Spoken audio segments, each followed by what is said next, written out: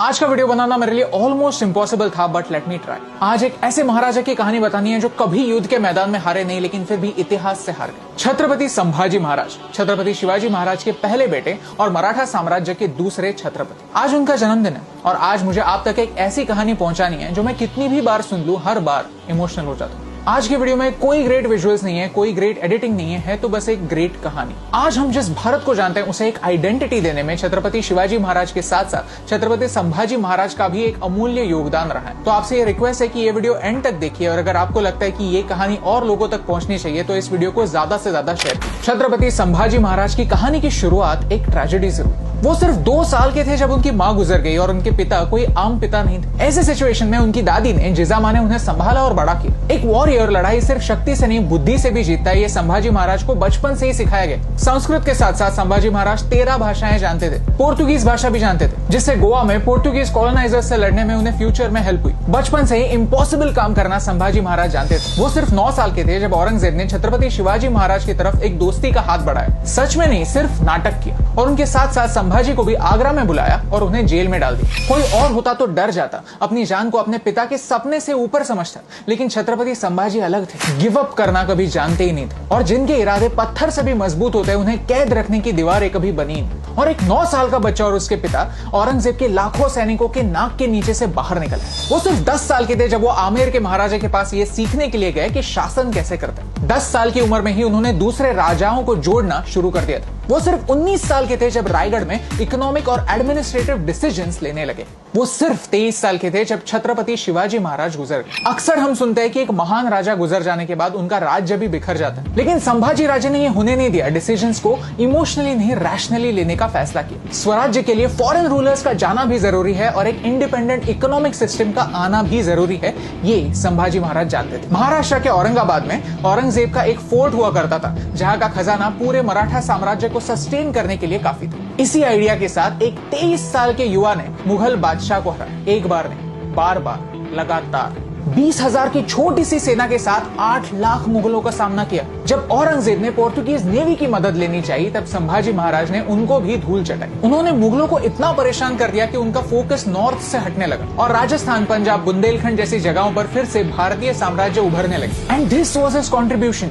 This was his legacy. If Chhatrapati Shivaji Maharaj gave birth to the Swarajya movement, then Chhatrapati Sambhaji Maharaj kept it alive. सिर्फ 9 सालों में छत्रपति संभाजी महाराज ने 120 लड़ाइयां लड़ी और एक भी नहीं हारी, लेकिन फिर भी अंत में अपनों ने ही उन्हें धोखा दिया। गणोजी शिर्के संभाजी महाराज की पत्नी येसुबाई के भाई थे। संभाजी राजे ने उन्हें वतनदारी देने से इनकार किया था। ये छत्रपति शिवाजी महाराज के पॉलिसी के अगेंस्ट था और संभाजी महाराज ऐसा कोई काम करना नहीं चाहते थे जो स्वराज्य के कॉन्सेप्ट के अगेंस्ट जाता हो। इसी बात का बदला लेने के लिए जब छत्रपति संभाजी महाराज एक सीक्रेट रास्ते से गुजर रहे थे तब गणोजी शिर्के ने ये इन्फॉर्मेशन औरंगजेब तक पहुंचा दी और संभाजी राजे पकड़े गए। किसी भी पॉलिटिकल प्रिजनर को एक डिग्निटी दी जाती है और संभाजी तो फिर भी राजा थे, फिर भी उन्हें टॉर्चर किया गया, फिजिकली नहीं मेंटली भी। औरंगजेब ने 3 शर्तें रखी। एक, कि संभाजी औरंगजेब को बादशाह मान ले। दूसरी ये कि मराठाओं का सारा खजाना मुगलों के हवाले कर। और तीसरी, संभाजी अपने धर्म को छोड़कर इस्लाम का स्वीकार कर। छत्रपति किसी भी कीमत पर इन कंडीशंस को एक्सेप्ट नहीं करने वाले थे। कोई चांस ही नहीं था,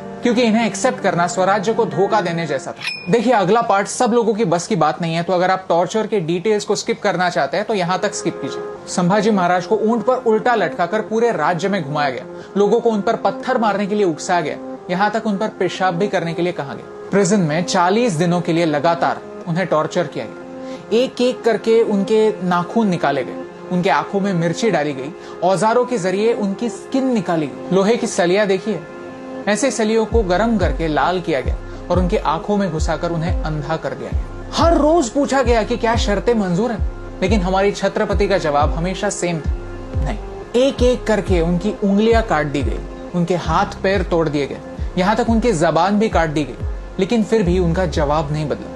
औरंगजेब ने उनके शरीर को तो तोड़ दिया था, लेकिन वो उनके जज्बे को तोड़ नहीं पाया। आखिर में उन्हें हिंदू रिचुअल्स के अनुसार अंतिम संस्कार तक नहीं दिया गया। उनके शरीर के टुकड़े कर करके उन्हें नदी में फेंका। Now, as you know the story, let me tell you why it's impossible.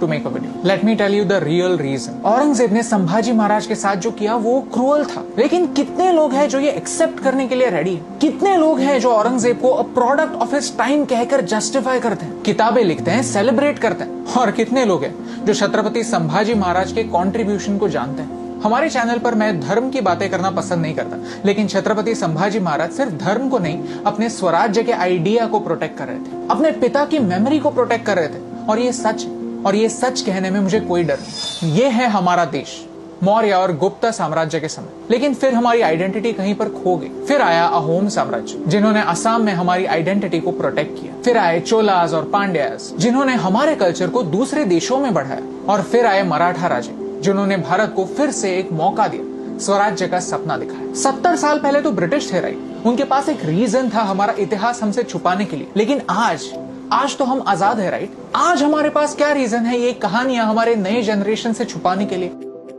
Chhatrapati Sambhaji महाराज एक प्रिजन में थे जब उन्हें वीर गति प्राप्त हुई, लेकिन फिर भी आज हम उन्हें फ्री कर सकते हैं, उनकी कहानी लोगों तक पहुंचा सकते हैं, उन्हें जिंदा रख सकते हैं। इस वीडियो के शुरुआत में मैंने एक झूठ बोला था कि छत्रपति संभाजी महाराज इतिहास से हार गए। ये सच नहीं, क्योंकि भले ही हिस्ट्री बुक्स उन्हें भूल गए हो, हमारी हिस्ट्री टीचर उन्हें भूली नहीं थी। जैसे जिजामा ने शिवाजी और संभाजी को बचपन में रामायण और महाभारत की कहानियां सुनाई थी, हमारी हिस्ट्री टीचर ने हमें उनकी कहानियां सुनाई थी, उन्हें जिंदा रखा था कहानियों के।